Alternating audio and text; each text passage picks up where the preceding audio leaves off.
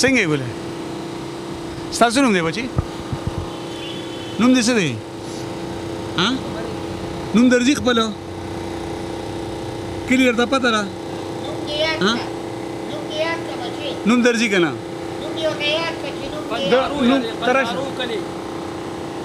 کېنه څه ټایم راغلی دی دلته د سار 9 بجو نه دلته کېدی سهار 9 بجو او څه چې د کوم ځای ما کندهارو کلي دی او زیر نوم ځان له یادوي او کور ورته نه معلوم کور ورته نه دی جاړي دا جاړي که نه نه جاړي خو نه هغه ټایم یې جاړل اوس چې کوم دی سیټ دی اوس سیټ شو اوس سیټ دی کندهارو کله دلته نږدې دی چېرته نږدې دی او د غر په لمن کې دی دلته د غر په لمن ته خپل نوم ووایه که نه پلار نوم دې څه دی پلار نوم درځي ته وایه بچي پلار نوم دې څه دی پلار نوم دې څه دی درځي اورګه وایي ته چپ څه نوم دی جاوید هو ته ما ته وکړې پلار نوم دې څه دی چې کور ته دې ورسو که نه پلار نوم نه درځي کلی نوم درته پته ده کلی درته معلوم دی تا ته کور معلوم دی چې زه دې ورسوم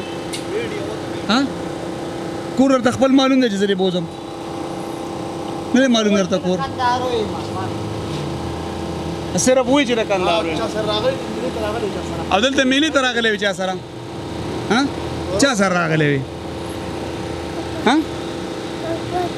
چا سره لار سره خبرې نه کوي نه خرور سره راغلی د دې ځای اډرس ووایه ته پاس ودرېږه که نه ته را پاس ودرېږه دې پکې صحیح راوله ده دا مخه هغه وګوره ما ته وګوره کیمرې نوم درته اوس یاد شو که نه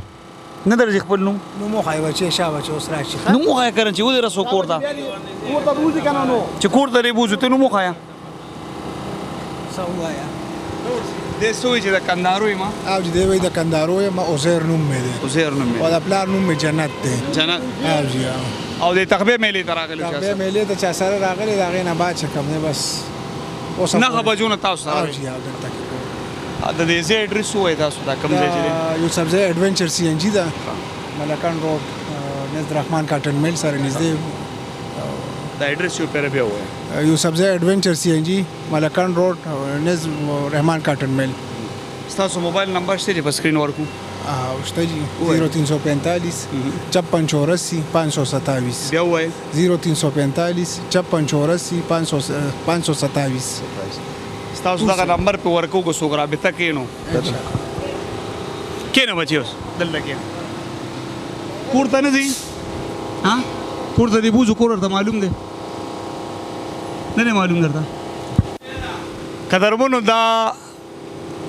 تخبې کې ما د پم کې سی ان جي اچوله د ملګرو راته وي دا ماشوم د سارې 9 بجو نه راغلی ورک دی اولې ژړل اوس قلار شوی دی دا ویډیو هم په دې مقصد وکړه که کم خلک دې پیژنئ یا د رشته داران یې یا د کور خلک یې نو دې پم سره رابطه وکړئ دلته راشي دا خپل ماشوم ترلاسه کړي دا ویډیو در سره مخکې شیر کړئ چې دا ماشوم خپل مور پلار ته میلاو شي